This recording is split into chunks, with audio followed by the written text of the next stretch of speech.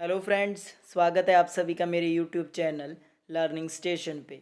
Channel पे नए हो तो चैनल को सब्सक्राइब जरूर करें और बेल आइकन को प्रेस करें। आज इस वीडियो में हम जिस टॉपिक के बारे में डिस्कस करने जा रहे हैं वो है हमारा जेंडर स्कूल एंड सोसाइटी के यूनिट फर्स्ट का second chapter, that is gender equity and equality in relation to caste, class, religion, ethnicity, disability and region. तो इससे पहले वाला जो चैप्टर है वो चैप्टर हमने पिछली वीडियोस में पढ़ लिया है। अगर आपने वीडियोस नहीं देखे तो मेरी चैनल की प्लेलिस्ट में जाकर आप वो वीडियोस देख सकते हैं। तो शुरू करते हैं। हमारा टॉपिक है आज का जेंडर इक्विटी एंड इक्वालिटी। पहले हम इसका बेसिक कॉन्सेप्ट, इसका मीनिंग देखते हैं। तो जेंडर इक्विटी क्या होता है? Equity drives from the Latin word aqueous, जिसका मतलब क्या होता है? इवन और फेयर, मतलब कि जो बराबरी का ट्रीटमेंट है उसी की बात हो रही है। Equity means freedom from biased और इम्पार्शियल ट्रीटमेंट। कि जो इक्विटी है वो क्या है, हमें आज़ादी दिलाती है कि जो भी बायस्ड, जिसमें एक पक्ष को ज़्यादा झुकाव हो या एक पक्ष को दूसरे से ज़्यादा प्रिविलेज हो, उस चीज़ से क्या है हमें आज़ादी दिलवाती है। सभी को क्या है, इक्वल ट्रीटमेंट दी जाती है। Equity is supplementary to equality. जो इक्विटी है वो इक्वालिटी का क्या है, पूरक है। It means providing due share to all those who has been deprived of by whatever reason और for not in position to avail the facility which may many have brought then at par. इसमें क्या बोल रहा है कि इसका मतलब क्या है कि उनको उनके अधिकार दिलवाना जो उनसे छीन लिए गए थे या किसी कारणवश वो उस तक पहुंच नहीं सके थे, तो उसके लिए उनको क्या है, उस पोजीशन पर पहुंचाने के लिए उनको क्या है फैसिलिटीज़ दी जाएं, ताकि वो क्या है इक्वालिटी पा सकें उनके बराबर। जो दूसरे कोई भी है जिनको ज़्यादा उनसे प्रिविलेजेस मिली है उनके बराबर उनको लाया जा सके। उसके बाद है gender equity means fairness and it is the source to principle of justice to correct और सप्लीमेंट लॉ। कि ये क्या है, प्रिंसिपल ऑफ जस्टिस है, न्याय का सिद्धांत है, जिसमें क्या है कि जो हमारे लॉज हैं या हमारा ऐसा सोसाइटी है जिसमें क्या है कुछ ऐसे इविल से या कुछ ऐसे फॉर्म्स थे जिसमें क्या था कि इक्वल ट्रीटमेंट नहीं था, तो उससे क्या है जेंडर इक्वलिटी अगर इक्विटी अगर आएगी तो जो क्या है उसमें फेयरनेस आएगी और सबको क्या है इक्वल ट्रीटमेंट दिया जाएगा। उसके बाद है हमारा जेंडर इक्वालिटी। तो जेंडर इक्वालिटी क्या है? Equality implies that before the law every citizen is equal to another. Hence the value of equality implies that every individual must given equal opportunity to develop his her innate abilities and talents. इसमें क्या बोला गया है कि जो हमारा article है, article 14, जिसमें क्या है कि एवरी इंडिविजुअल इज इक्वल या इक्वलिटी बिफोर लॉ, की न्याय के समक्ष क्या है सभी समान है।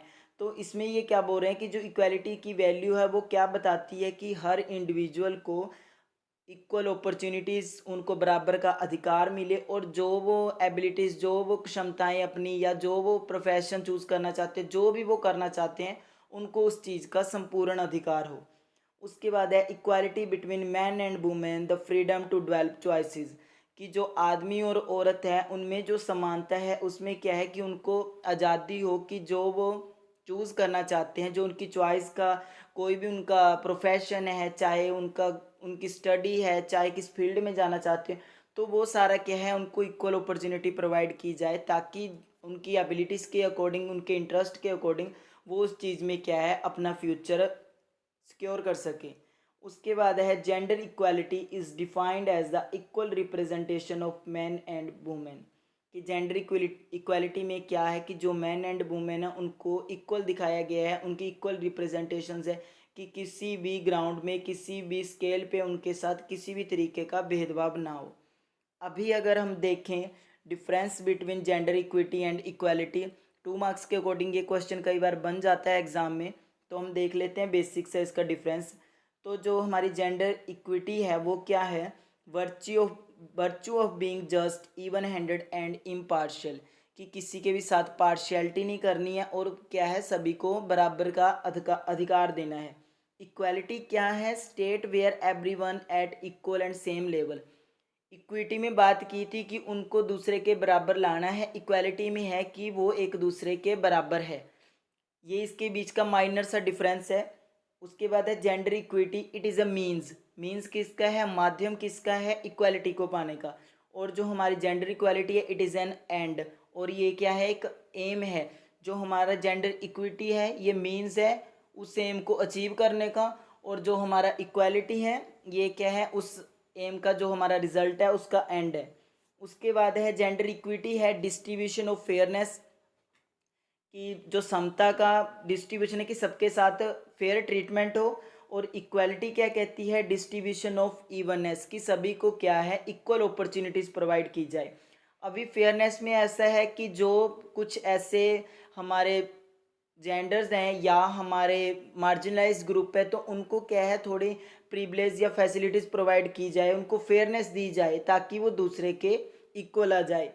उसके बाद हमारा जो जेंडर इक्विटी में नेक्स्ट पॉइंट है वो क्या है, people have what they need, कि जो लोग हैं उनके पास क्या होना चाहिए जिसकी उन्हें ज़रूरत है।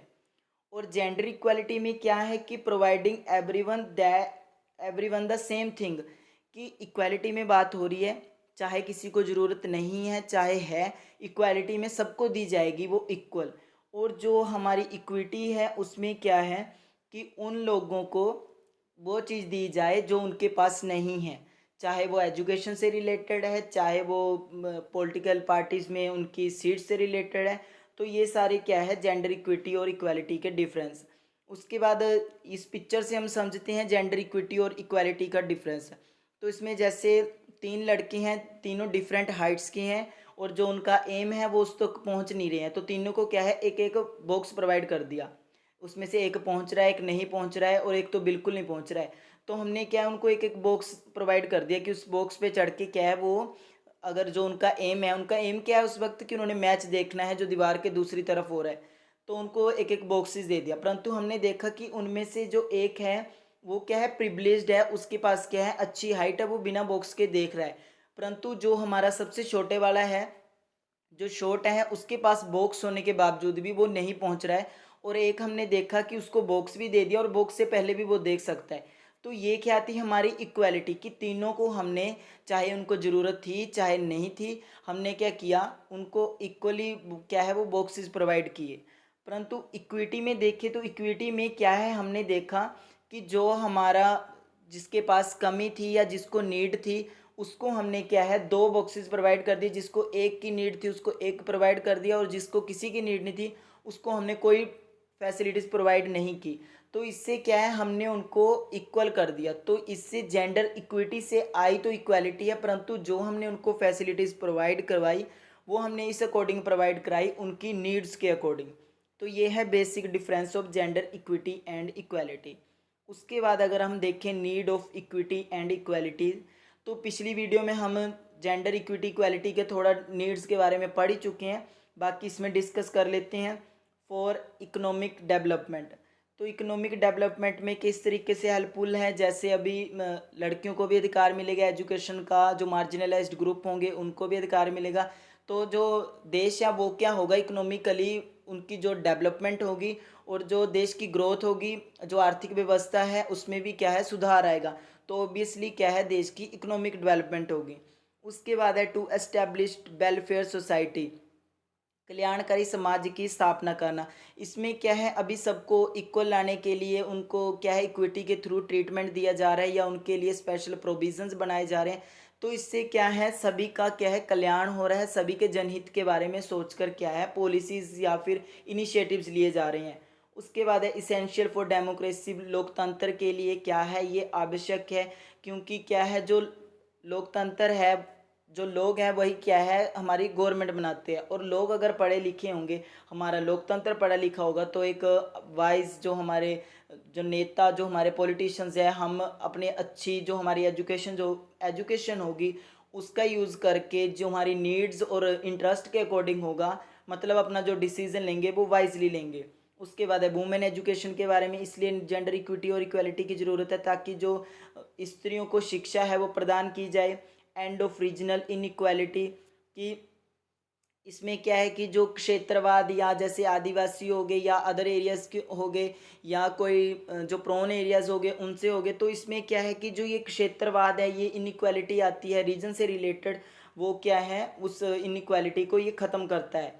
सोशलाइजिंग पैटर्न ऑफ सोसाइटी की इसकी ज़रूरत क्यों है कि जो हमारी सोसाइटी है उसका जो सोशलाइजिंग पैटर्न है कि किस तरीके से दूसरों के साथ सोशलाइज होना है, इंटरेक्ट करना है, दूसरों को क्या है एक्सेप्टेंस देनी है, दूसरों को इक्वल ट्रीटमेंट देना है विदाउट एनी डिस्क्रिमिनेशन। वो किसी भी ग्राउंड पे या किसी भी स्केल पे नहीं होना चाहिए, फिर चाहे वो जेंडर पे हो, चाहे उनकी रेस पे हो, चाहे उनके रिलीजन पे हो, चाहे उनकी कास्ट पे हो, किसी भी उस पे क्या है ये डिस्क्रिमिनेशन नहीं होना चाहिए। उसके बाद है कॉमन स्कूल सिस्टम।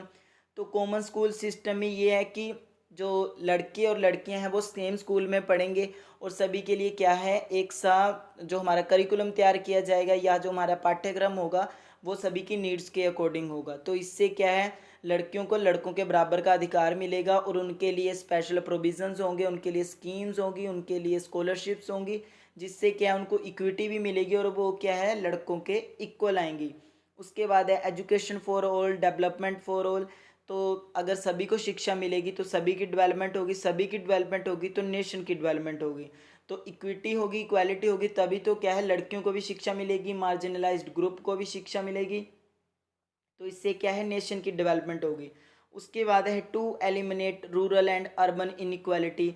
जो हमारा शहरी और ग्रामीण इनइक्वालिटी है या इम्बैलेंस है या एक दूसरे के प्रति उनमें पार्शियलिटी समझ लीजिए या डिस्क्रिमिनेशन समझ लीजिए, तो उसको क्या ये एलिमिनेट करता है, क्योंकि उनको क्या है उनके इक्वल अपॉर्चुनिटीज़ दी जाती है, उनके लिए रिजर्वेशंस होती हैं, उनके जो राइट्स होते हैं उनकी प्रोटेक्शन के लिए प्रोविजंस होते हैं।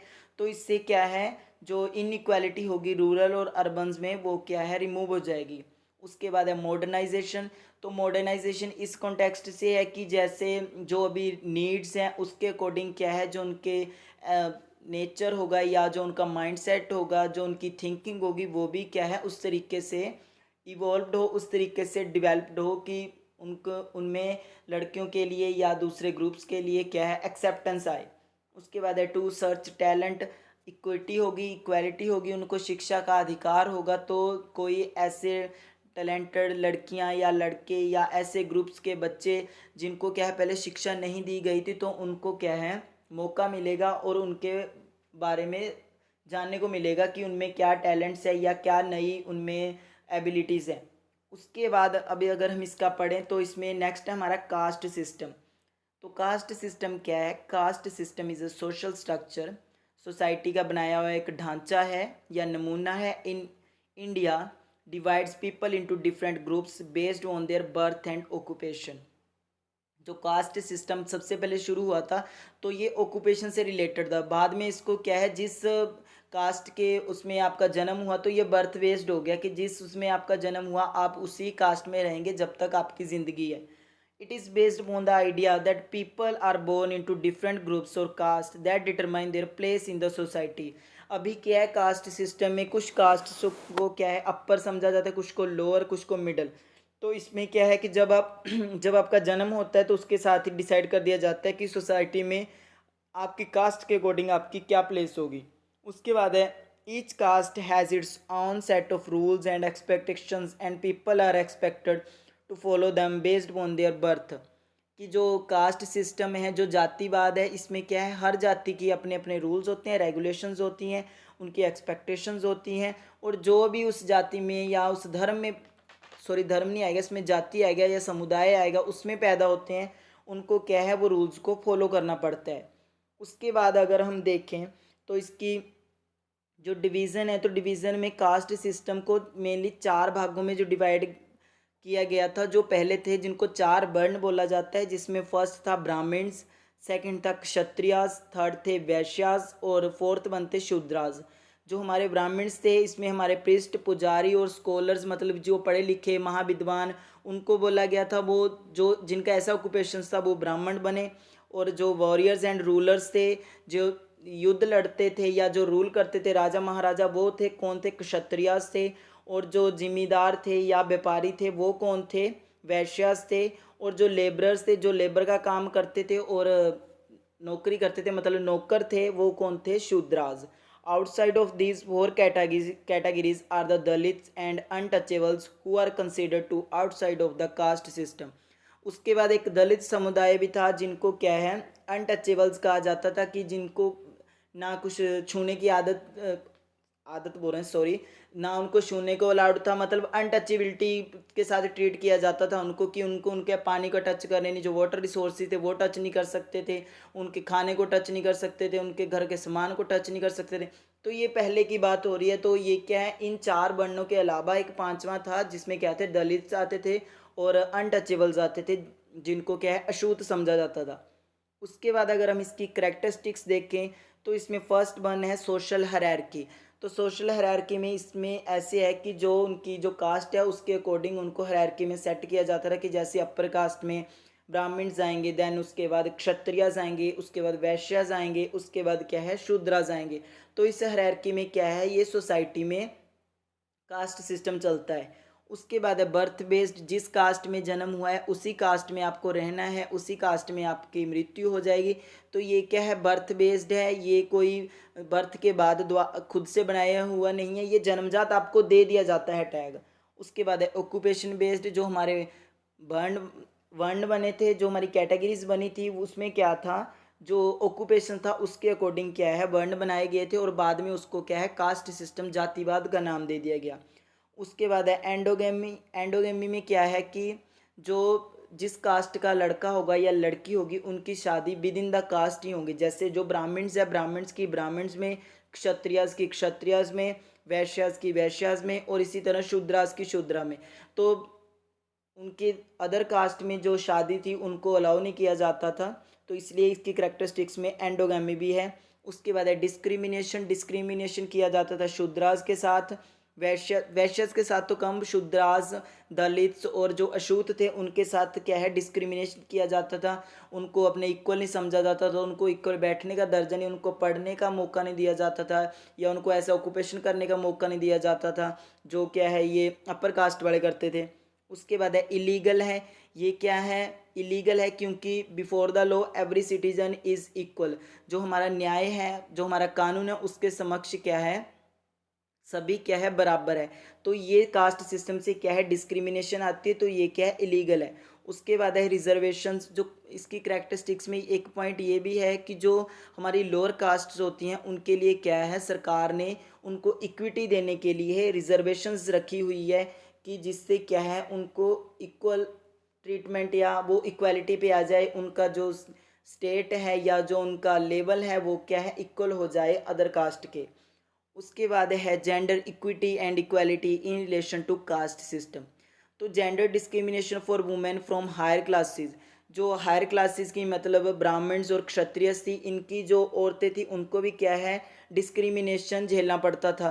इनको डिस्क्रिमिनेशन इस तरीके से था कि ये अपनी पसंद का जो ऑक्यूपेशन है वो ऑप्ट नहीं कर सकती थी, चाहे इनको शिक्षा दी जाती थी, परंतु अगर ये कोई ऐसा ऑक्यूपेशन ऑप्ट करना चाहती है जिसे समझा जाता था कि ये हमारे जो हमारा लेवल है या हमारा जो रुतबा है उसके अकॉर्डिंग नहीं है, तो उनको वो चीज़ ऑप्ट करने की अनुमति नहीं थी और उनको अलाउ नहीं किया जाता था। Double discrimination for the women from lower caste. अभी लोअर कास्ट की वुमेन्स को क्या है डबल डिस्क्रिमिनेशन होता था।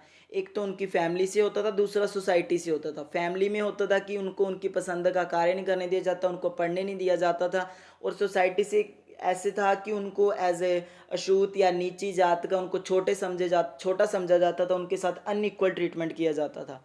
उसके बाद है intersection of caste and gender, कि जो जेंडर इक्विटी और इनक्वालिटी है, इससे क्या है इसमें हम बात कर रहे हैं कि कास्ट सिस्टम से किस तरीके से रिलेटेड है। तो जो कास्ट है और जेंडर है उनके इंटरसेक्शन से क्या है, एक तो कास्ट के बेसिस पे डिस्क्रिमिनेशन हो रहा है, दूसरा जेंडर के बेसिस पे हो रहा है। तो इसमें जो ज़्यादा भुगतना पड़ता था वो क्या था, जो ज़्यादा फेस करती थी वो लड़कियां थी या हमारा फीमेल वर्ग था, जिनको क्या है ज़्यादा डिस्क्रिमिनेशन झेलना पड़ता था। उसके बाद है स्ट्रॉन्ग ओपोजिशन टू रिजर्वेशन। अभी क्या है कास्ट सिस्टम में रिजर्वेशन है तो उसके लिए क्या है अपोज करती थी जो अपर कास्ट से, कि इनको क्या है स्पेशल प्रिविलेजेस क्यों दिए जा रहे हैं, इनको अलग से ट्रीटमेंट क्यों दिया जा रहा है, हमको ये ट्रीटमेंट क्यों नहीं मिल रहा है। तो इसलिए जो उनके लिए रिजर्वेशन थी उनको क्या है अपोज करते थे।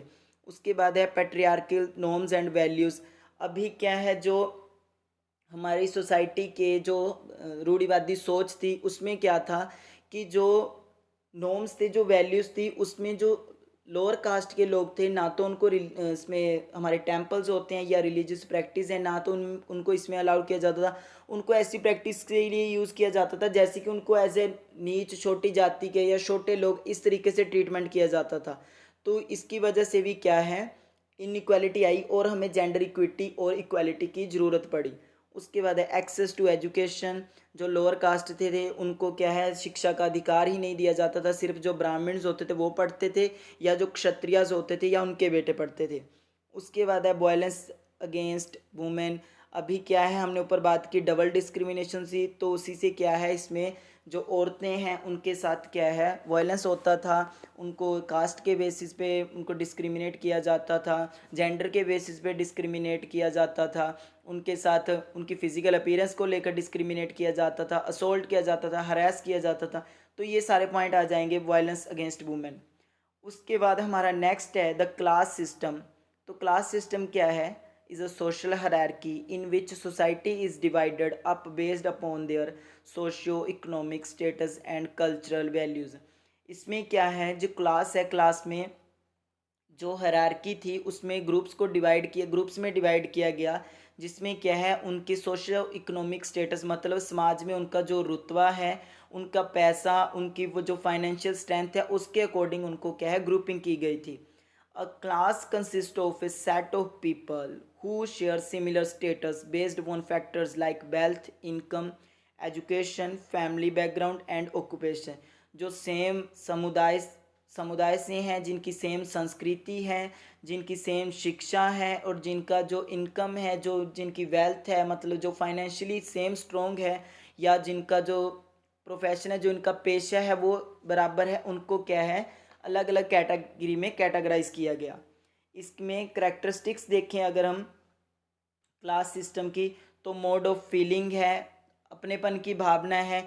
जो अपर क्लास है या लोअर क्लासेस है उनमें क्या है, जो अपनी क्लास के जो अपने उसके लोग होते हैं उनके लिए क्या है थोड़ी सेंस ऑफ बिलोंगिंग या सेंस ऑफ वननेस होती है कि ये हमारे है या हमारे लेवल के हैं। अचीव्ड स्टेटस जो ये होता है ये बर्थ बेस्ड नहीं होता है, इसमें क्या है ये चेंज हो सकता है, अचीव्ड किया जा सकता है। अगर आप फाइनेंशियली इतने स्ट्रोंग हो जाए कि आप अपर क्लासेस में चले जाएं या आप फाइनेंशियली वीक हो जाएं तो आप लोअर क्लासेस में चले जाएं, तो ये क्या है अचीव किया जाता है मतलब खुद से। उसके बाद है यूनिवर्सल, हर जगह है, हर स्टेट में है, हर डिस्ट्रिक्ट में है, हर नेशन में है।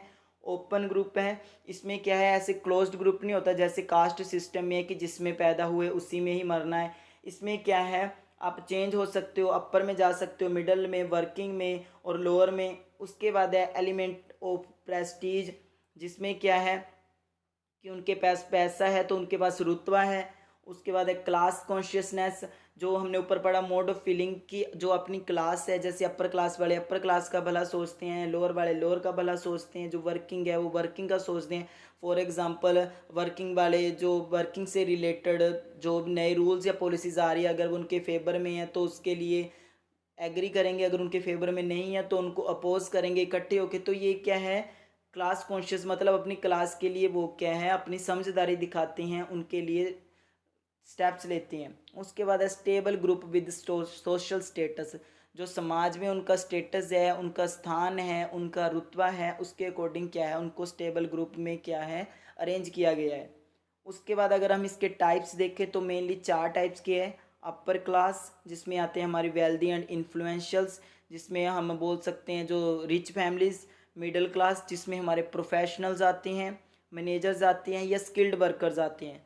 उसके बाद है वर्किंग क्लास में आते हैं हमारे लेबर जो दिहाड़ी मजदूरी करते हैं। उसके बाद आती है लोअर क्लास जिसमें आते हैं अनएम्प्लॉयमेंट और आते हैं मार्जिनलाइज्ड ग्रुप जिनको क्या है समाज से अलग किया जाता है या समाज का हिस्सा नहीं समझा जाता है, उनको डिस्क्रिमिनेट या अनइक्वल ट्रीटमेंट दिया जाता है, जिनको ना एम्प्लॉयमेंट ना उनको रिसोर्सेज एक्सेस करने की अपॉर्चुनिटी प्रोवाइड की जाती है, तो वो क्या आते हैं लोअर क्लासेस में।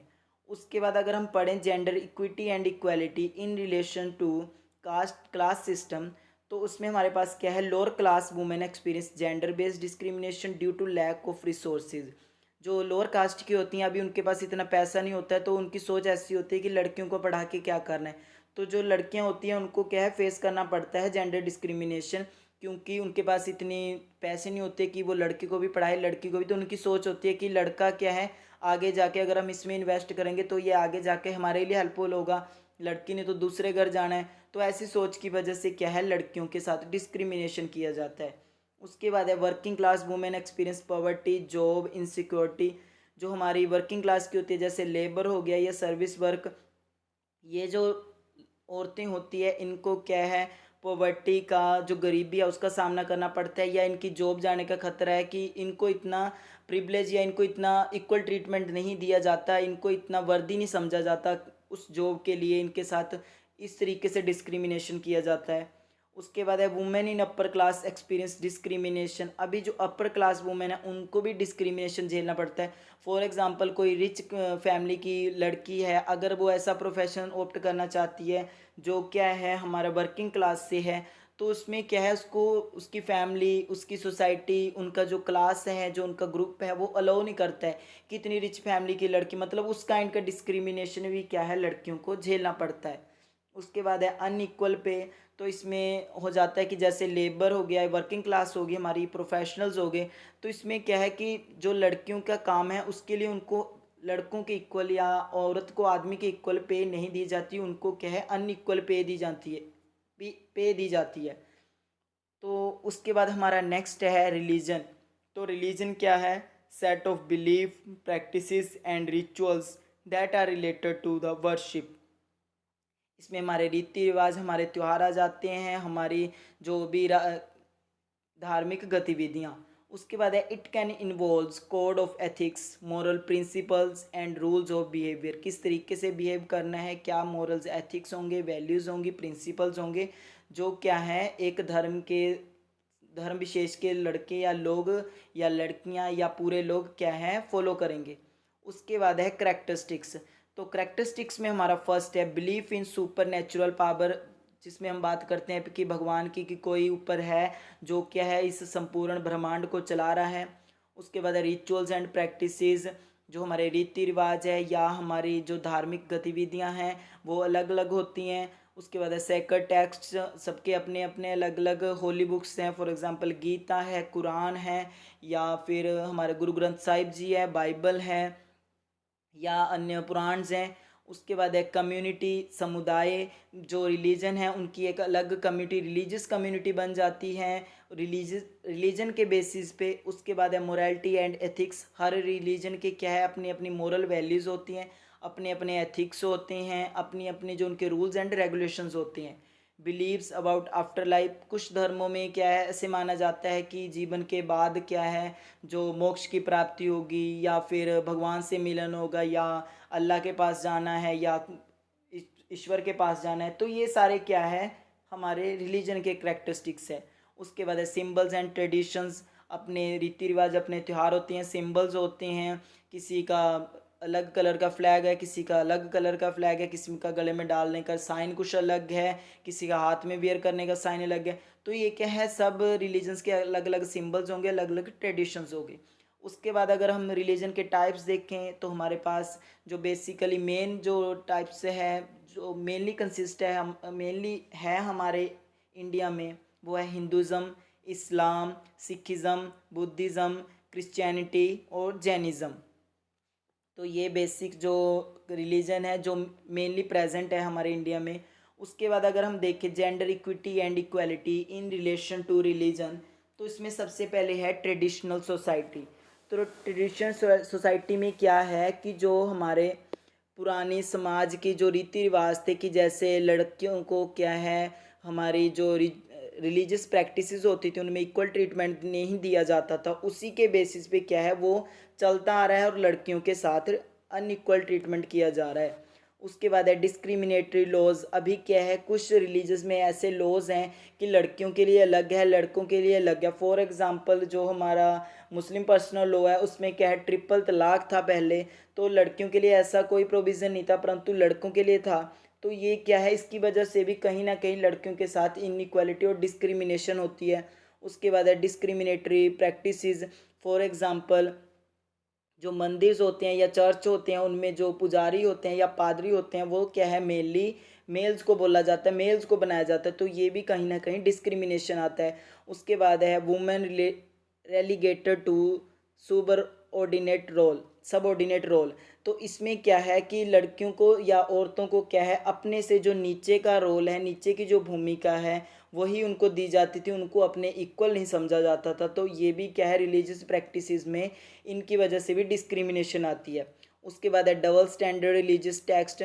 अभी कई टेक्स्ट बुक्स ऐसी होती हैं जिसमें क्या है, लड़कियों को बड़े सुपीरियर बताया जाता है, उनकी पूजा की जाती है, और कहीं पे क्या है उनके बारे में उनकी सती प्रथा आ गई। फिर फॉर एग्ज़ाम्पल जो माता सती सती हुई थी, फिर उसके बाद सीता माता जो धरती में चले गए थे, फिर उन्होंने भी जो क्या है सती परीक्षा दी थी। तो ये सारे क्या है डबल स्टैंडर्ड टेक्स्ट बुक्स है कि जिनमें क्या है, एक तरफ तो उनका व्याख्यान करते हैं कि हाँ जी देवी है ये है, उसके बाद दूसरी साइड क्या है, उनको इस तरीके से ट्रीट किया जाता है, उनके लिए अलग से अनइक्वल ट्रीटमेंट दिया जाता है। उसके बाद हमारा नेक्स्ट है एथनिसिटी। तो एथनिसिटी क्या है, way to describe person's cultural background such as where their family is from, what language they speak and what kind of traditions they follows. इसमें क्या है कि जो एथनिसिटी होती है एक ग्रुप के लिए होती है जिसमें क्या है उनका सेम कल्चरल बैकग्राउंड हो, उनकी फैमिली जो क्या है सेम लैंग्वेज शेयर करती हो, या वो उनके ट्रेडिशंस के त्यौहार सेम हो। It refers to the person's cultural identity, which is often related to shared culture, linguistic, religious और other characteristics। इससे क्या है कि ये बंदे की क्या है कल्चरल आइडेंटिटी, जिससे क्या है जो किससे रिलेटेड है, जो भी उनका कल्चर जो शेयर कर रहे हैं, उनकी लैंग्वेज, उनका रिलीजन या कोई अदर करेक्टरिस्टिक्स जो एक दूसरे के साथ मिल रही हैं। उसके बाद इसकी करेक्टरिस्टिक्स देखें तो एथनिसिटी होती हैं, फर्स्ट है लैंग्वेज, जो सेम लैंग्वेज शेयर करते हैं उनकी एक दूसरे के प्रति होती है।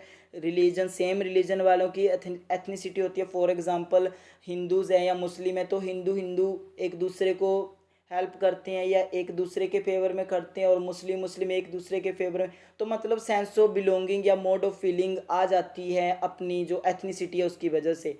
उसके बाद है cultural tradition, same culture tradition show करते हैं, तब भी क्या है एथनिसिटी आती है। उसके बाद है एंसेस्ट्री, कि हमारे जो पूर्वज है या हम जहाँ से आए हैं, तो क्या है वो भी अगर सेम है या एक दूसरे से मेल खा रहे हैं, तब भी हमारी क्या है दूसरे के लिए एक बिलोंगिंग सी आ जाती है। उसके बाद है जियोग्राफिक रीजन, जो सेम रीजन से सेम सेम क्षेत्र से आते हैं, फिर चाहे वो शहरी चाहे ग्रामीण चाहे वो हमारा आदिवासी हो गया, तो उसमें क्या है उससे भी एथनिसिटी आ जाती है कहीं ना कहीं। उसके बाद है gender equity and equality in relation to ethnicity, different culture traditions and believes. अभी क्या है, हमारी अपने कल्चर जो हमारा सेम कल्चर शेयर करते हैं उनके लिए तो हम बोल रहे हैं कि हमारी कुछ फीलिंग्स होंगी, परंतु डिफरेंट कल्चर्स होंगे, ट्रेडिशंस होंगे, बिलीव्स होंगे, तो उनके साथ क्या है कहीं ना कहीं डिस्क्रिमिनेशन और इनइक्वालिटी आएगी। रोल बेस्ड डिस्क्रिमिनेशन, कि इसमें क्या है कि जो उनका रोल्स है सोसाइटी में उसके बेसिस पे भी क्या है डिस्क्रिमिनेशन होगी। जैसे कई क्या है खुद को दूसरों से सुपीरियर समझते हैं, कई क्या है इन्फीरियर फील करते हैं, तो उसकी वजह से भी क्या है डिस्क्रिमिनेशन आती है। उसके बाद है लैक ऑफ रिसोर्सेज, जो रिसोर्सेज हैं उनकी कमी की वजह से भी डिस्क्रिमिनेशन आती है। लैक ऑफ अपॉर्चुनिटीज़, अपॉर्चुनिटी नहीं दी जाती उनको, अधिकार नहीं दिया जाता कि वो अपनी जो उनकी एबिलिटीज़ है उनके अकॉर्डिंग क्या है जो वो चूज़ करना चाहते हैं उस प्रोफेशन में जा सकते हैं, शिक्षा लेनी शिक्षा ले सकते हैं, या कोई भी काम अपने इंटरेस्ट का कर सकते हैं। तो इसकी वजह से भी क्या है जेंडर इक्विटी इनइक्वालिटी आती है। उसके बाद है डिसेबिलिटी। तो डिसेबिलिटी क्या है, condition that affects person's body sense mind और ability to do something. Dis जमा एबिलिटी, एबिलिटी होती है करने की क्षमता, डिस उसका उल्टा, मतलब कि जो अक्षमता किसी चीज़ को करने की नहीं कर पा रहे हैं। इट रेफर्स टू फिजिकल और mental impairment that limits one और मोर मेजर लाइफ एक्टिविटीज़।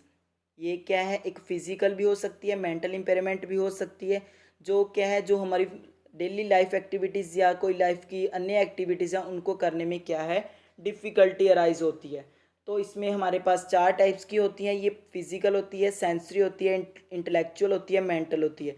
फिजिकल हमारी मोटर स्किल्स से रिलेटेड होगी, सेंसरी किस तरीके से हम फील कर रहे हैं, सुन रहे हैं, देख रहे हैं या टच करके फील कर रहे हैं। उसके बाद इंटेलेक्चुअल हमारा बौद्धिक हो गया, मेंटल हमारा जो कोग्निटिव लेवल से हो गया। उसके बाद अगर हम इसकी करैक्टरिस्टिक्स देखें तो इम्पेयरमेंट आती है, डाइवर्सिटी होती है, इसमें अलग अलग काइंड की क्या है हमारे पास डिसेबिलिटी हो सकती है।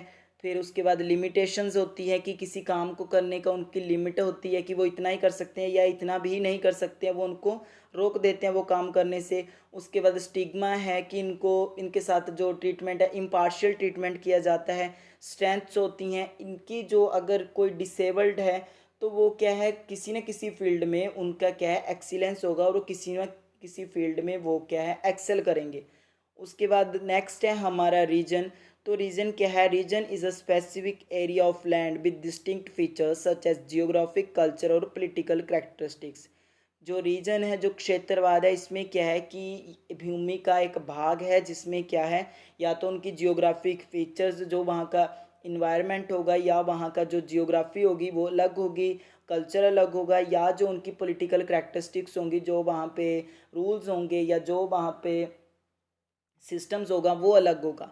उसके बाद अगर हम टाइप्स देखें तो बेसिकली 3 टाइप्स के हैं, अर्बन है, रूरल है और है हमारा ट्राइबल। तो अर्बन में क्या है, cities, towns, industries, service sectors. Rural में क्या है हमारे पास, विलेज सोसाइटी, जो हमारा ग्रामीण क्षेत्र है, एग्रीकल्चर, खेतीबाड़ी होती है, कल्चरल एंड ट्रेडिशंस। इसमें क्या है सांस्कृतिक होते हैं और धार्मिक लोग होते हैं, रीति रिवाजों को मानते हैं, उनको फॉलो करते हैं। उसके बाद है ट्राइबल। तो ट्राइबल हो गया हमारा आदिवासी। आइसोलेटेड रीजन्स, ये एक आइसोलेटेड रीजन में रहते हैं जो क्या है हमारे समाज से कट ऑफ करके रहते हैं। डिस्टिंक्ट कल्चर, लैंग्वेज इनकी अलग ही अपने रीति रिवाज, अपनी संस्कृति होती है, अलग ही भाषा होती है। बैकवर्ड एंड अनडेवलप्ड होते हैं, ये इतने ज़्यादा पढ़े लिखे नहीं होते तो इनकी जो डेवलपमेंट होती है वो इतनी ज़्यादा नहीं होती, तो ये as compare to other societies थोड़े बैकवर्ड होते हैं। अब अगर हम रूरल एरियाज़ को देखें तो इसमें मेल डोमिनेंस, जो पुरुष प्रधान समाज होता है, limited access to education, health care, जो लड़कियां हैं, औरतें हैं, उनको पढ़ने की इतनी अपॉर्चुनिटी नहीं प्रोवाइड की जाती। उसके बाद है डिपेंडेंट्स, जो लड़कियां हैं वो क्या है डिपेंड करती है मेल्स पे या फिर अपने जो हस्बैंड्स हैं या अपने भाई है उन पे। उसके बाद है अनइक्वल अपॉर्चुनिटीज़, लड़कियों को और लड़कों को क्या है सेम अपॉर्चुनिटीज़ नहीं प्रोवाइड की जाती। लिमिटेड पॉलिटिकल रिप्रेजेंटेशंस, जो पॉलिटिक्स हैं उसमें भी क्या है लड़कियों को इक्वल अपॉर्चुनिटी नहीं दी जाती कि वो क्या है इलेक्शन लड़े या किसी सीट से खुद को नामांकित करें और क्या है इलेक्शंस में इलेक्ट हो। उसके बाद है ड्रेस कोड। इसमें क्या है जो हमारा रूरल एरिया है इसमें औरतों के लिए ड्रेस कोड होता है। फॉर एग्जांपल उनका जो पहरावा है, उन्होंने साड़ी पहननी है, सूट सलवार पहनना है, या क्या उनकी प्रॉपर क्लोथिंग का ड्रेस कोड होता है। उसके बाद है अर्बन एरिया। ये जो बातें हैं ये काफ़ी टाइम पहले की है, अभी तो शायद चेंज हो गया है, डेवलपमेंट आ गई है, एडवांसमेंट आ गई है, तो ये सारी चीज़ें क्या है मिक्सअप हो गई हैं। उसके बाद है अर्बन एरिया। तो अर्बन एरिया में क्या है सोशल चेंज आता है। इसमें चेंज तो आता है, लड़कियां इंडिपेंडेंट भी बनती हैं और उनको अपॉर्चुनिटीज़ भी मिलती है। हरासमेंट, परंतु उनकी हरासमेंट होती है, मोलेस्टेशन होती है, उनके साथ छेड़छाड़ की जाती है। जो मेल कैटेगरी है, जो मेल्स हैं वो क्या है डोमिनेट करते हैं उनको। उसके बाद है इंडिपेंडेंट होती हैं, खुद कमाती हैं, तो क्या है सेल्फ डिपेंडेंट बनती हैं। जेंडर बेस्ड डिस्क्रिमिनेशन होती है कि उनको घर का काम भी करना पड़ता है, अगर वो जॉब कर रही हैं तो जॉब के साथ साथ उनको घर आके खाना भी पकाना है, तो ये क्या जेंडर बेस्ड डिस्क्रिमिनेशन के साथ भी होता है। उसके बाद है हमारा ट्राइबल। तो ट्राइबल में हमारे पास क्या है discrimination based upon gender role. इसमें क्या है जो जेंडर रोल है उसके बेस पे डिस्क्रिमिनेशन होगा, जैसे कि जो औरतें हैं वो घर में रहेंगी, चूल्हा चौका करेंगी, बच्चों को पालेंगी, घर का ध्यान रखेंगी, तो रोल्स के बेसिस पे भी क्या है डिस्क्रिमिनेशन हो रहा है। उसके बाद है चाइल्ड मैरिज, बाल विवाह कर दिया जाता है। वो किसी का रूल्स नहीं मानते कि जो एज है जो इसके लिए जो गवर्नमेंट ने सेट की है, जो कानून ने सेट की है, उसको नहीं मानते हैं, वो क्या है बच्चों की छोटी उम्र में शादी कर देते हैं। अनवेलकम गर्ल्स बर्थ, वो क्या है लड़कियों के जन्म को इतना ज़्यादा इंजॉय नहीं करते ना सेलिब्रेट करते हैं, वो क्या है सैड होते हैं, दुख होते हैं कि हमारे घर में लड़की पैदा हुई, तो ये भी क्या है एक जेंडर बेस्ड डिस्क्रिमिनेशन है। नो प्रॉपर्टी राइट्स, जो लड़कियां हैं उनके लिए जो भूमि में अधिकार है, उनके पिता की संपत्ति में अधिकार है, वो उनको बिल्कुल नहीं दिया जाता। उसके बाद है नो पॉलिटिकल एम्पावरमेंट, उनको क्या है जो हमारी राजनीतिक पार्टीज़ हैं या हमारी जो राजनीति है उनमें एम्पावरमेंट के लिए, उनमें पार्टिसिपेशन के लिए उनके लिए किसी भी तरीके का कोई भी प्रोविज़न्स जो हमारे ट्राइबल एरियाज़ में है उनमें नहीं किया जाता, ना ही उनको अपॉर्चुनिटीज़ प्रोवाइड की जाती है, ना ही उनको अलाउ किया जाता है, ना उनको फ्रीडम है ऐसे कोई काम करने की। तो ये थे हमारे gender equity and equality in relation to हमारा caste, class, religion, ethnicity, region, disability. तो आज के लिए इतना ही था। वीडियो अच्छी लगी हो तो वीडियो को प्लीज़ शेयर करें, चैनल को सब्सक्राइब करें। Thanks for watching.